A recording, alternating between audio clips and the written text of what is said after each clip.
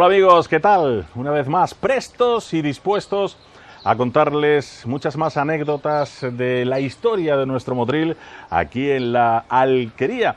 Y si han estado ustedes viendo nuestros últimos programas, ya saben cuál es nuestro entorno favorito en estos últimos días. Nada más y nada menos que el entorno de este gran santuario que tenemos a nuestras espaldas, el santuario de la Virgen de la Cabeza. Hemos visitado todo el entorno, hemos estado incluso en la Alcolera, las esplanadas, todo el cercado de la Virgen. Hemos recorrido muchas historias, la leyenda de la Virgen de la Cabeza, los tesoros, tantos y tantos datos, la finca que teníamos. Bueno, finca agrónoma, ¿no? que existía antiguamente, el tema de las cañas de azúcar, bueno, muchísimos datos y detalles al final y al cabo para que ustedes puedan degustar la historia de Motril como lo hacemos nosotros prácticamente semana a semana a través de la Alquería. Y en el último programa, si ustedes recuerdan, pues les hablábamos un poco con más detalle sobre la fisonomía de este actual santuario, porque de la historia también ya les hablamos antiguamente de ese Calat al-Sayar, esa alcazaba que existía aquí, musulmana, luego la sacralización cuando llegaron los cristianos, etcétera, etcétera. Y lógicamente llegamos al año 1631, cuando Isidro de la Chica pues es el arquitecto que finalmente hizo este santuario, que es como lo conservamos en la actualidad. Curiosamente, Isidro de la Chica, que fue también quien hizo nuestro Ayuntamiento de Motril. Sí, el que diseñó el Ayuntamiento de Motril también. Es un arquitecto que es de la misma época. Y es un maestro de obras, porque en aquella época eran maestros de alarifes, ¿no? Se decía. No eran arquitectos. No eran arquitectos, pero sí que había arquitectos. Pero Isidro de la Chica no debía ser arquitecto, debía ser maestro de obras. Debió tener conocimientos porque para elevar un edificio como este no es construir una casa, evidentemente, ¿no? Y debió tener conocimientos bastante importantes. La lástima que no se haya conservado nada. Seguramente porque el archivo de la iglesia, se destruyó en época de la Guerra Civil. Como se quemó, desapareció el libro de los milagros de la Virgen de la Cabeza, que debió ser muy curioso, un libro de tapas negras que había aquí en el archivo del santuario, donde se recogía la historia de los milagros de la Virgen de la Cabeza en la historia de Motril. Vamos, yo conozco hasta algún milagro de la Virgen de la Cabeza en los Andes, en Argentina. ¿De nuestra Virgen? Claro, en los Andes. Sí, unos españoles que andaban por los Andes en la época del siglo XIX, pues se encontraron iban por los Andes y se encontraron con una manada de lobos que los perseguían, ¿no? Y se encomendaron a la Virgen de la Cabeza y se libraron de los moros, de los lobos, de los lobos, ¿no? Es muy curioso, pero debía la Virgen de la Cabeza. ¿Y todas esas siempre... leyendas, toda esa historia se recogían en un... Había un libro que era el libro de los milagros, que casi todos los santuarios había, sobre todo estas vírgenes milagrosas, donde había mucha gente. La propia Isabel de Portugal se encomienda a la Virgen de la Cabeza por la enfermedad de su hijo, por eso uno de los mantos que tiene la Virgen de la Cabeza de la reina Isabel de Portugal, y por lo tanto, pues evidentemente estos tipos de santuarios pues siempre tenían su libro de milagros, siempre hay historia de milagros, ¿no? Conocemos muy poco. Conocemos quizás más modernos, pero antiguos conocemos muy pocos, ¿no? Seguramente pues todo el archivo del santuario debió de perderse cuando se quema esto en la época de la Guerra Civil, ¿no? Y la verdad que fue una lástima perder una documentación así para la historia de la ciudad. Sí, porque yo imagino que a lo largo de la historia se acumularían ya no solo documentos y libros, sino... Claro, no sé, cubertería, claro, aquí no había nada de bautizo, esto es un santuario, ¿no? Los bautizos y esas cosas se hacían en la iglesia mayor, en la parroquia, ¿no? Pero que sí, aquí sí que hay enterramientos también, ¿no? Familias Los Herrera, por ejemplo, la familia Herrera, una familia que es muy importante en el Motril del siglo XVII y XVIII, están enterrados los aquí. Del Palacete Herrera. Justo que tendría el palacete enfrente, están enterrados aquí y vamos, yo pude ver la tumba cuando se arregló el suelo, ya estaba saqueada, no sé si en época de los franceses o en época de la Guerra Civil, el caso que estaba rota, se conservaban algunos trozos de la lápida y pude ver pues a los lados del crucero, dos tumbas, dos enterramientos, pues seguramente uno con muchas letras que debían ser de los capellanes de los que estuvieron aquí a lo largo de la historia, que se enterarían aquí, y de esta familia real. Incluso aquí estuvo también, se le dio culto no solo a la Virgen de la Cabeza, sino también se le dio culto a San Telmo. A San Telmo. El patrón de los marineros. También, el San Telmo tuvo su capilla, aquí también el santuario de la Virgen de la Cabeza. Quizá porque de aquí también se veía. Claro, por aquí se veía el mar, ¿no? Y indudablemente San Telmo, patrón de los marineros, pues también tuvo su capilla y su imagen aquí en la iglesia del santuario, ¿no? No sé si alguna imagen más, si a alguno se le dio culto, pero sí sabemos perfectamente que a San Telmo y a la Virgen de la Cabeza, sobre todo la Virgen de la Cabeza, que tiene pues una tradición. Las primeras fiestas que conocemos a la Virgen de la Cabeza son de finales del siglo XVI, es decir, que es una fecha muy temprana, ¿no? Y bueno, pues en esa tradición de marina, el mar, la vega y tal, el pueblo de la ciudad, la protección de la ciudad, la Virgen de la Cabeza fue la eterna protectora de los madrileños, fue la protectora histórica. Tenían la costumbre,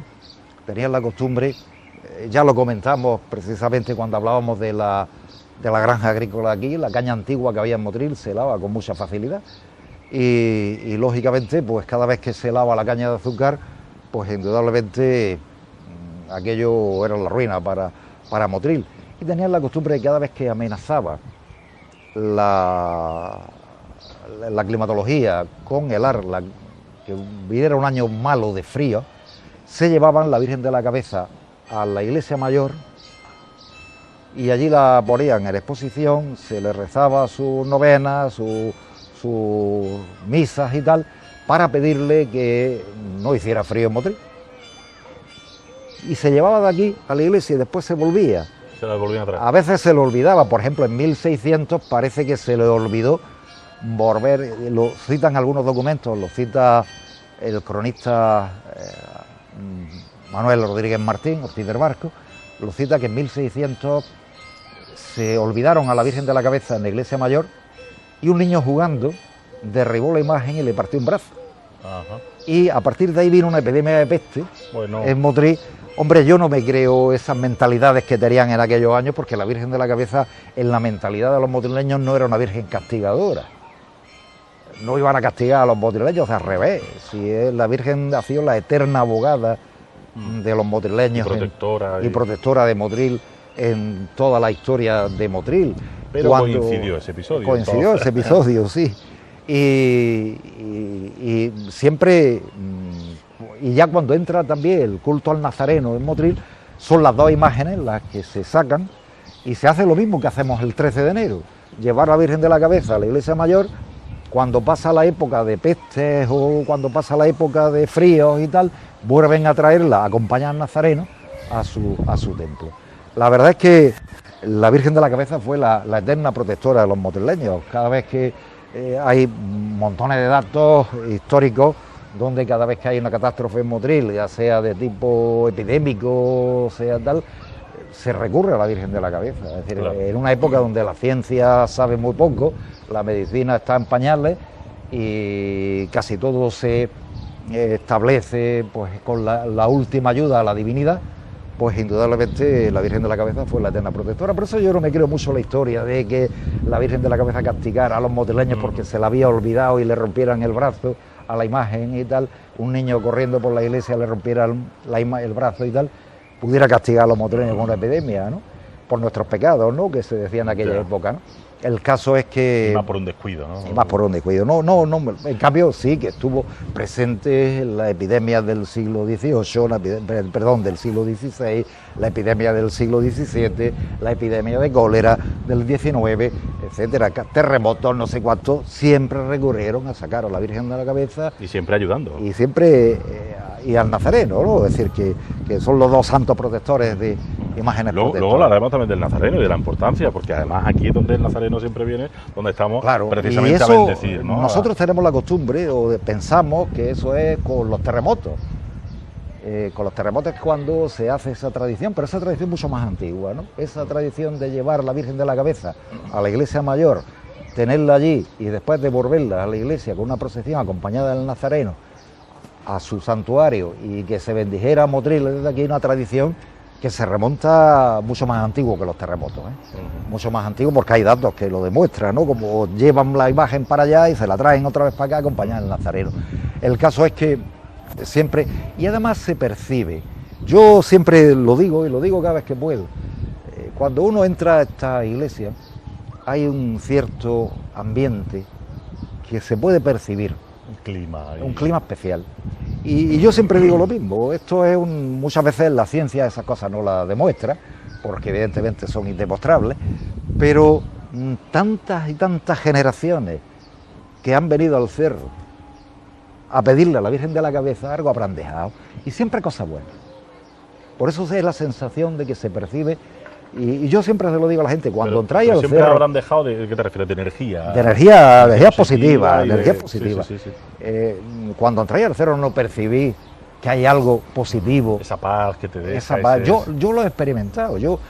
Ha habido años donde me he pasado 3 meses aquí en el cerro explicando el cerro a los colegios, a los institutos y tal, y muchas horas me he pasado solo y se percibe. Yo he llegado a percibir, decía, esto aquí hay un ambiente especial, esto las generaciones, estamos hablando de 500, 600 años. Y que ha visitado muchos otros lugares. Claro, ¿no? y no se percibe, por ejemplo, no se percibe en la iglesia mayor. Por eso digo, es decir, no se percibe en Capuchino. O en el teatro, que es diferente. Claro, aquí se percibe, y uno entra aquí, yo le pregunto a mucha gente y me dice, pues sí, es verdad, tienes razón, se percibe algo especial. Y ese algo especial debe ser eso, las energías positivas que se han volcado aquí. Cada vez que en Motril había una época de paro exagerada, pues Motril hemos tenido muchas crisis, en la historia de Motril hemos tenido muchas crisis, pues el recurso era a la Virgen de la Cabeza, es decir, recurrir cuando ya no había otro remedio, cuando pedían pan y trabajo, al final se lo pedían también a la Virgen de la Cabeza, ¿no? Esa es la tradición de los motrileños, y estamos ahora mismo en la parte de atrás del cerro. A mí esta parte me encanta. Es una parte muy bonita, precioso. Es un mirador precioso, muy bonito. Yo tengo las dudas de siempre aquí estuvo la alberca de los peces, que debió quitarse por temas filtraciones y tal, que además fue todos los niños que la conocimos veníamos aquí mucho a esta alberquita de los peces que había, que hoy está tapada y se ve perfectamente. Pero aquí de esto tenemos fotografías, claro, muchísimas, porque además esto ha sido también uno de los sitios emblemáticos para hacerse la fotografía. Era el mentidero de Motril, la gente mayor que venía a contar su historia, a contar su historia. Un mirador impresionante sobre la vega y sobre el mar. Por eso no sería extraño esas cosas que los antiguos del siglo XVI decían, que aquí se ponían los soldados de noche para hacer las escuchas. Pues impresionante, ¿cómo no van a hacer las escuchas si se ve de Salobreña, Torrenueva, claro, y todo el mar y toda la vega? Y que si nos quedamos callados es que se escucha todo, es decir, es que indudablemente es un sitio emblemático. Esto tiene una forma semicircular. Da la impresión, si nosotros la pudiéramos analizar y fuera verdad, porque no lo sé, todavía que la arqueología es la que tiene que hablar de estas cosas, que estamos hablando de una torre ahí, otra torre allí y el rebellín del castillo. El rebellín es una parte circular del castillo, de los castillos, que mira hacia la zona de defensa. Tiene toda la pinta. Tiene toda la pinta. Además, si se ve un cuadrado aquí, otro cuadrado allí, y entre los dos, la parte semicircular. Puede ser que estemos hablando de que esto no sea las reconstrucciones del convento de los franciscanos y estemos ahora mismo sobre los restos... La parte más antigua, ¿no? La parte más antigua de Motril y los restos de lo que había sido el antiguo castillo, que esto sea las murallas del antiguo castillo. Esto es una suposición, evidentemente, porque esto tendría que hacerlo, la arqueología tendría que demostrar qué antigüedad tiene el cerro, ¿no? Que sería un proceso muy curioso para... Sería un proceso y ver el tipo de... Para hacer una pequeña excavación, aquí una pequeña cata, y que los arqueólogos decidieran, cuando hablamos del cerro, de qué estamos hablando, de qué antigüedad estamos hablando, ¿no? De las construcciones del cerro, de qué antigüedad estamos hablando. Y sería una cosa tan fácil como rebajar un poco, hacer una cata y que los arqueólogos que saben de esto... Ver un poco de cimiento, ver cuándo se construyó, porque a lo mejor estamos viendo aquí una muralla musulmana y no lo sabemos, ¿no? Es decir, que indudablemente De todas maneras, el Tiene sitio... toda la pinta, tiene toda la pinta. Incluso los franceses, cuando los franceses ocupan Motril en 1810, intentan establecer aquí una fortificación y traerse los cañones aquí y hacer... No se lleva a cabo al final, pero que sí intentan las fuerzas francesas de ocupación de Motril, intentan hacer en el cerro una fortaleza, volverlo a su sitio de fortaleza y poner cañones aquí. Incluso obligaron a trabajo forzado a muchos habitantes de la comarca que vinieran a trabajar aquí para convertir esto en una fortaleza durante la época de la Guerra de Independencia. Pero indudablemente el mirador es impresionante, quizás los pinos ahora mismo no nos dejan ver la profundidad del espacio que abre y el mar, que lo tenemos este cerro ahí. Y que hay una visión desde el castillo de Salobreña a la Alcazaba y la Alcazaba hasta el Cabo Sacratí.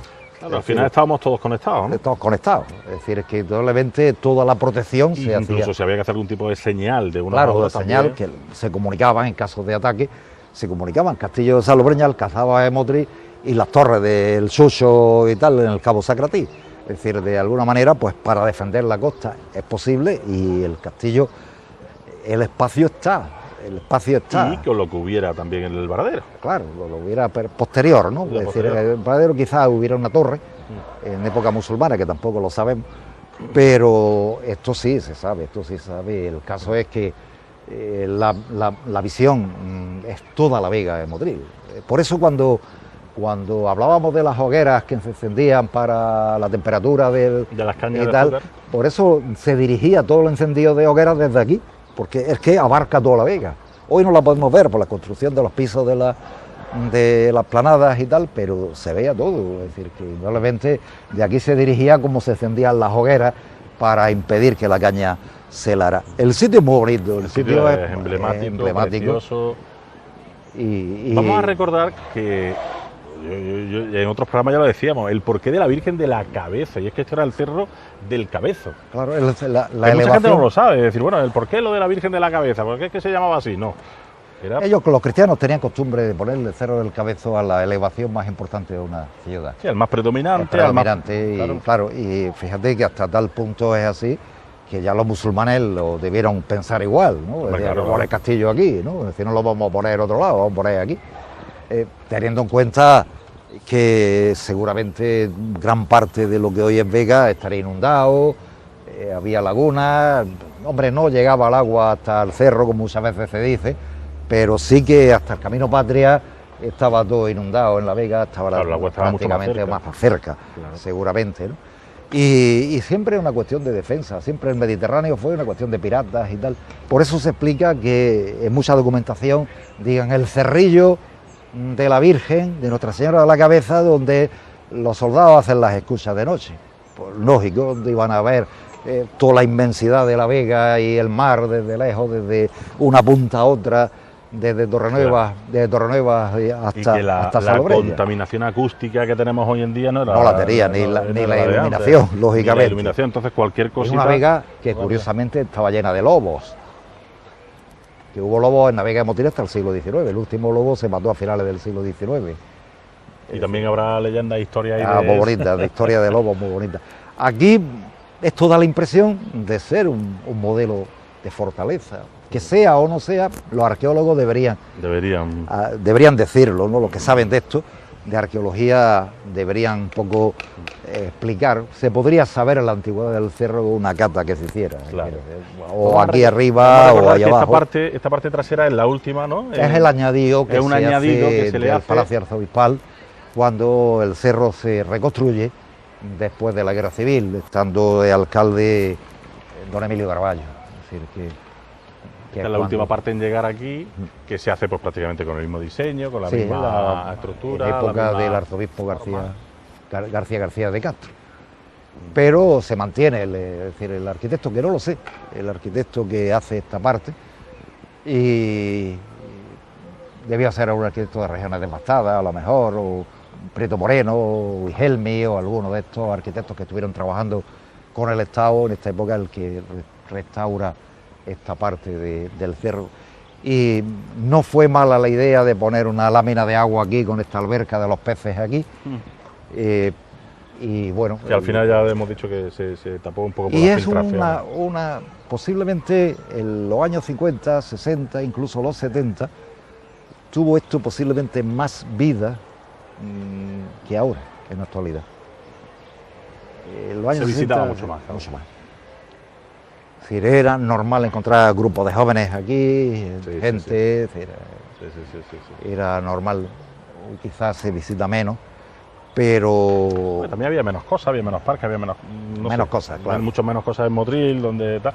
Y la verdad que es un sitio además donde se está fresquísimo, si no te da el sol, se está fresquísimo, se respira aire puro con estas arboledas, y es un sitio además, como tú dices, que se respira ese clima de sosiego, de paz, de tranquilidad, además con tus campanas de vez en cuando sonando. ¿Quién no tenemos fotos de niños aquí? Claro, por eso digo que es un sitio muy bonito de Motril, muy maravilloso. representativo. Y donde volvemos a recordar que el nazareno sigue viniendo a bendecirla, ¿no? Sí, esa tradición que digo que se remonta más antigua que los terremotos.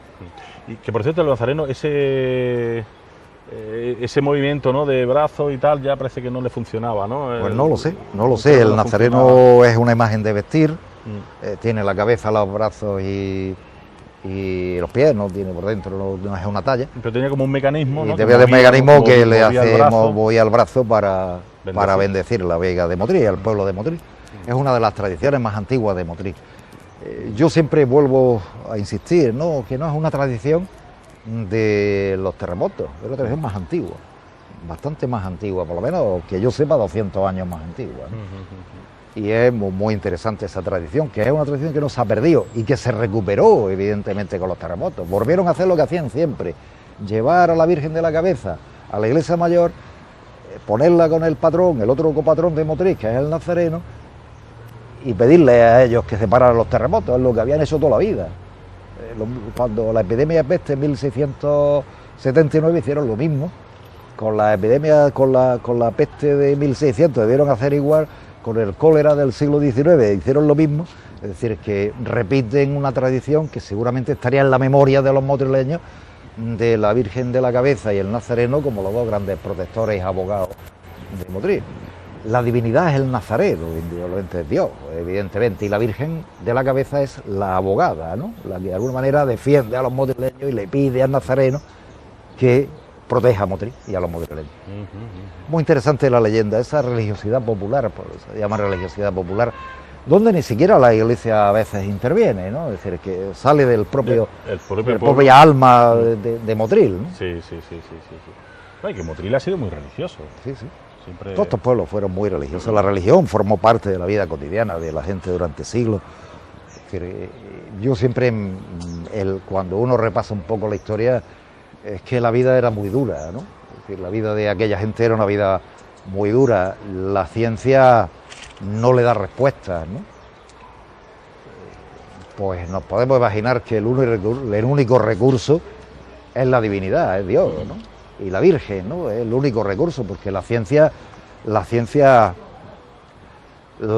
no le da explicaciones, es decir, ni a los terremotos, ni a la epidemia, ni a las hambrunas, es decir, que indudablemente pues el recurso a la divinidad, la fe ante las catástrofes naturales, ¿no? La solución ante las catástrofes naturales, ¿no?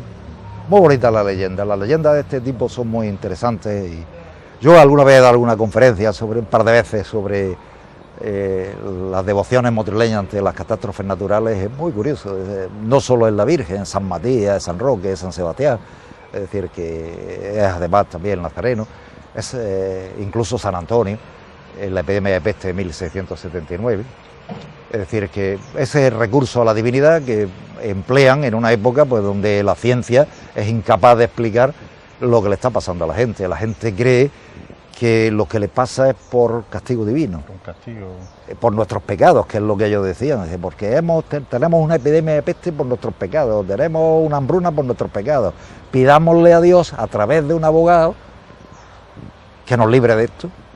Y la abogada era nuestra abogada de la Cabeza, o San Sebastián, o San Roque, en otra. Pero la más usada, digamos por la palabra entre comillas, usada por los motrileños, fue siempre la mayor devoción a la Virgen de la Cabeza, porque siempre estuvo envuelta en un halo de misterio. Y al estar envuelta en un halo de misterio y en un halo de aparición milagrosa y tal, pues tenían más costumbre los motrileños de hacerle, evidentemente, las peticiones al abogado universal de Motril. Es decir, otra cosa, un santo, y además los santos en aquella época eran los santos especialistas, ¿no? Cada santo se especializaba en una enfermedad. La Virgen de la Cabeza no estaba especializada en una enfermedad, está especializada en todas. Esa era. Pero San Sebastián en la peste, San Roque en la peste, San Ramón Nonato en las madres parturientas, el santo no sé cuánto para los que estaban enfermos de garganta, otro santo para los que le daban cólicos nefríticos con el mar de la piedra que le decían en aquella época, y que indudablemente cada santo tenía su especialidad. Pues la Virgen de la Cabeza es el abogado universal, porque recurren a ella desde los fríos, desde los hielos, hasta las temporales de lluvias, hasta las sequías, todo, ¿no? Hasta las enfermedades recurren a la Virgen de la Cabeza. Bueno, pues con esa abogada de Motril, como decía don Manuel, nuestra patrona, la Virgen de la Cabeza, y con esta fantástica imagen que tenemos también de la parte trasera de nuestro santuario, del cual estamos cada vez más enamorados porque conocemos ya muchísimos más detalles de él, incluso, como decimos, de esta parte trasera, de la cual también rescatamos esa hipótesis que hemos contado hace tan solo unos instantes, de que podríamos estar en una de las partes más antiguas de nuestro municipio, ¿no? Con esa posibilidad de que, sobre todo, este muro redondeado que estamos viendo aquí, pues formara parte de la fortaleza más antigua de nuestro municipio. Y aquí lo vamos a dejar en el día de hoy. Nosotros, si te parece, don Manuel, vamos a seguir todavía, porque hay muchas más cosas que contar, y porque no sé yo si al final nos meteremos en leyendas y en cosas curiosas que también siempre envuelven, ¿no?, de halo mágico, estas zonas, ¿no? Y quién sabe si también en el próximo capítulo les vamos contando algunas cosillas de estas. Lo que sí sabemos es que vamos a ir viendo también el entorno de este santuario, de este cerro, precisamente pues por la zona ya más arbolada, que también tiene también su propia historia. Así que no nos demoramos más, nos despedimos aquí y les citamos ya para nuestro próximo programa, aquí en La Alquería, Encuentros con Motril, como siempre en la televisión de todos los motrileños, en su televisión. Hasta la próxima, adiós.